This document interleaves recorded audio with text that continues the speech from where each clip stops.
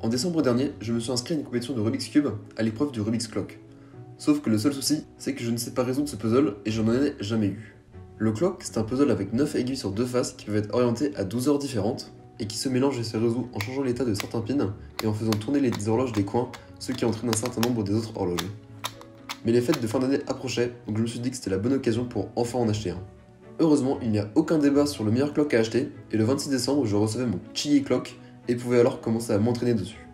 La compétition se déroulant le 6 janvier, j'avais à ce moment 11 jours pour progresser jusqu'à atteindre mon objectif, le sub 10. Pour résoudre ce puzzle, il existe quelques variantes de méthodes, set simul, flip, no flip, qui suivent à peu près les mêmes étapes de résolution, mais je manque de temps, donc on va rester sur la méthode débutante, qui permet quand même d'atteindre de très bons temps. On peut diviser cette méthode en 3 étapes. Tout d'abord, la résolution des 5 horloges centrales sur la première face, ce qui forme une croix. Ensuite, la résolution de la croix de l'autre face. Et enfin, on va résoudre les horloges dans les coins sur les 2 faces en même temps.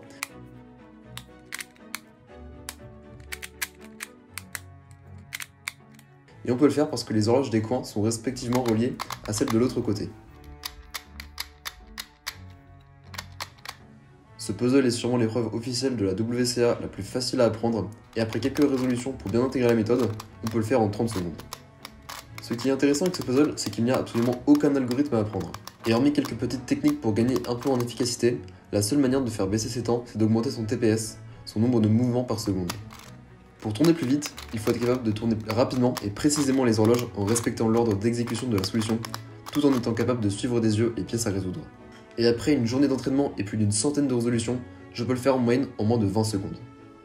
Dans cette période, c'est surtout le fait de faire moins d'erreurs qui permet de faire baisser les temps, parce qu'en fait, on tourne toujours assez lentement. Et c'est là aussi que je vais remarquer les premières difficultés qui vont être gênantes. Tout d'abord, repérer rapidement la position de l'aiguille va être compliqué quand elle n'est pas positionnée sur un quart de tour. Et ensuite, tourner rapidement en positionnant bien l'aiguille à l'endroit voulu n'est pas évident car on veut la positionner sur une seule des 12 positions possibles. Mais plus on fera de résolutions, moins ces difficultés seront gênantes, on sera bien plus à l'aise avec les méthodes, ce qui va réduire les temps de pause et améliorer notre TPS. Et après près d'un millier de résolutions et en moins d'une semaine, je suis enfin sub 10. C'est-à-dire que je fais majoritairement des moyennes en moins de 10 secondes. Et il ne reste plus qu'à assurer pour gérer pendant la compétition. Sauf qu'il y a un tas de choses qui peuvent mal se passer. En clock, c'est très fréquent que le puzzle soit DNF quand on arrête le timer, à cause des aiguilles qui se retrouvent souvent mal alignées et du fait qu'on ne peut voir qu'un seul côté à la fois. De plus, en compétition, le stress ne peut pas être négligé, donc je prends un peu plus de marge et fais encore quelques centaines de résolutions pour faire un peu plus descendre mes temps. Le samedi arrive, c'est le week-end de compétition. It's race day. Il n'a qu'un seul tour de clock et celui-ci se déroule à 18 h à la fin de la première journée. L'idéal, c'est de bien s'échauffer sans se fatiguer pour performer au mieux lors des résolutions officielles. Pour ce qui est des autres épreuves, il n'y a rien de notable à signaler, ce qui n'est pas très étonnant sachant que j'ai passé les 2 dernières semaines à faire presque exclusivement du clock. Arrive donc le premier tour, j'ai fait de bons temps à l'échauffement avec beaucoup de singles à 7 secondes, mais je ne redoute qu'une seule chose, faire un DNF, étant donné que si je ne suis pas capable de faire un temps à moins de 30 secondes sur les 2 premiers essais, je ne serai pas autorisé à finir la moyenne. En plus de ça, je suis arbitre sur le premier groupe à passer et je vois beaucoup de DNF défiler, ce qui ne me met pas du tout en confiance. Et pourtant, malgré le stress, j'ai réussi à m'en sortir avec un temps de 10 secondes et 10 centièmes. J'ai donc passé la cut-off de 30 secondes et je pourrais faire l'entièreté de ma moyenne.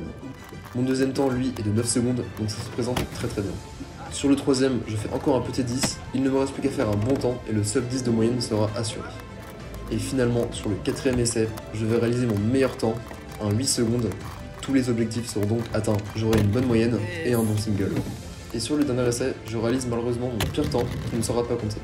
Je termine donc sur une moyenne de 9 secondes 86, qui aurait pu me donner une chance de podium, mais c'était sans compter sur les autres participants qui eux aussi ont fait de bonnes moyennes, et je me retrouve donc à la 6ème position.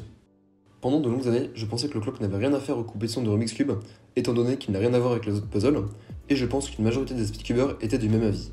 Mais le Chi Clock sorti il y a 3 ans, qui est le premier clock agréable à utiliser, ainsi que les nouvelles régulations introduites en 2024, rendent l'épreuve beaucoup plus facile à organiser. Tout ça est en train de changer l'image du clock, et l'émergence de nouveaux speedcubers intéressés par cette épreuve en témoigne. Je ne pensais pas, en commandant ce puzzle, que j'apprécierais autant de m'améliorer dans l'épreuve. C'est une belle surprise, et du coup j'invite tous les speedcubers à commander un clock pour l'essayer, parce que je pense que ça vaut vraiment le coup.